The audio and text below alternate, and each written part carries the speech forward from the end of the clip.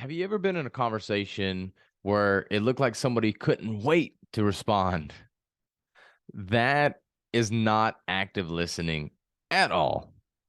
What's up, guys? This is Philip Sessions, your communication coach, and we're going to talk today about active listening. Now, why do we want to make sure that we have active listening? Well, if you aren't listening and really being active with that listening, really listen out for cues and other things, you are going to have poor interviews, poor conversations, poor communication overall. And I don't like to use the definition of communication, but really at the end of the day, it is a communication, a gap within the conversation that you and another person or you and other people have. So you have to listen actively and really just listen in general in order to make sure that you do communicate in a way that these people will feel appreciated. So, first and foremost, with active listening, it's all about paying attention.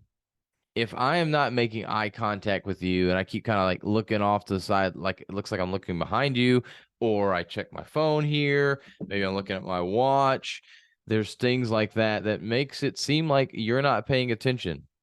And we've seen this on TV where we've seen the news blow up about somebody, and if I'm not mistaken, I believe Joe Biden was one that they talked about. I think it was him, or maybe it could have been Trump. I don't know. It was one of the recent presidents where they were at a funeral and they showed where, and who knows why? Maybe he had a notification. Maybe something happened.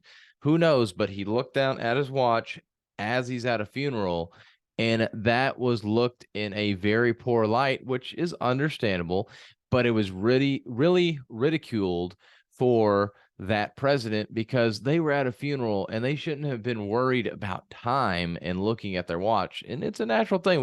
We tend to do that. Oh, let me just look real quick, or I might hit my phone just to open it up, see what time it is, especially if I know there's other meetings coming up. And it's life. We all have other things to do. And even with the funeral, hopefully we can be there the whole time and support whoever that is that we're there for. But sometimes things happen. It's life. And those things happen out of nowhere a lot of times. And I'm just going to digress from that. But make sure that you are not looking like you are trying to get somewhere else. So pay attention. And then withhold judgment. Make sure that you are holding that space for that person. And by holding that space means that you are allowing them to be able to have the conversation, to be able to get out all the information that they need to get out before you start asking questions, before you start making these judgments and trying to tie the pieces together and put the puzzle pieces in place. Let them be able to get all that information out first before you actually start responding or showing anything in your own personal body language. So I mean, withhold judgment, not don't withhold it, but withhold judgment so that way they have that space to be able to speak. And speaking of body language, make sure you're looking for their body language. If they're saying something and they look excited and they're just happy, they've got a big smile on their face, they're probably talking with a little bit higher pitch, you're gonna know that they're excited, they're happy about something. But if they're talking and they're a little down and you can kind of tell their shoulders are shrugging and maybe they're not quite looking at you, they're kind of looking at their feet, or maybe they're kind of looking at their hands.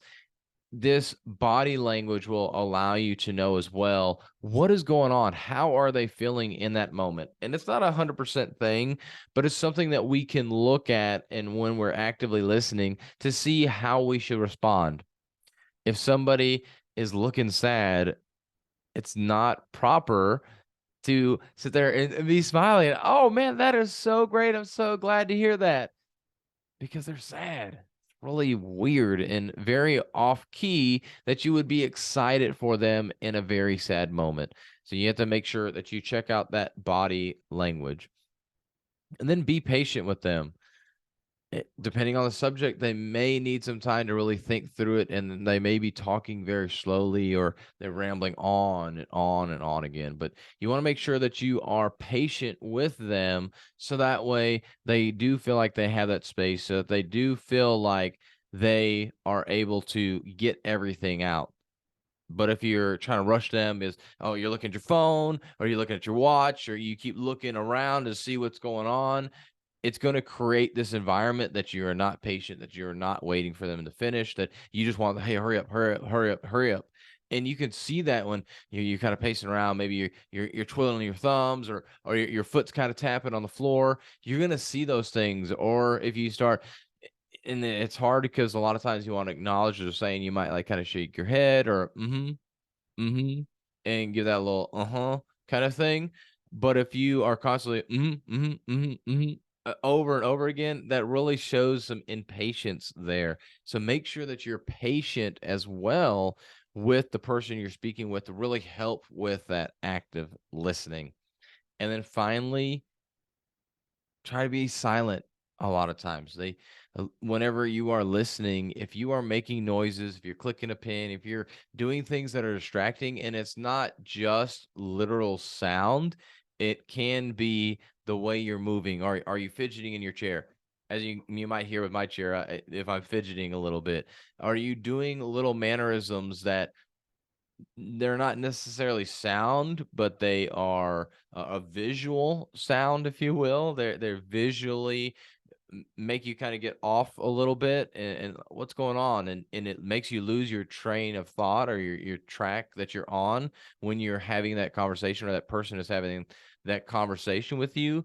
So you want to make sure that you have that silence, both visually and actually from a hearing perspective too, to be able to allow them to be able to say what they need to say.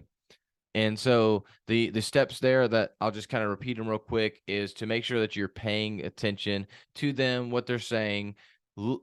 Don't give any judgment, withhold any kind of judgment that you have. Look at their body language, be patient with them, and make space for silence. Make space for them, whether that be actual sound or be visual cues for them, so that they can actually be able to talk there. And when you do this active listening, it allows you to be able to understand them more and make them feel understood. There's a lot of times where people just need to be heard. It's not necessarily about the fact that you need to respond and give them a solution or anything like that. They just need to be heard.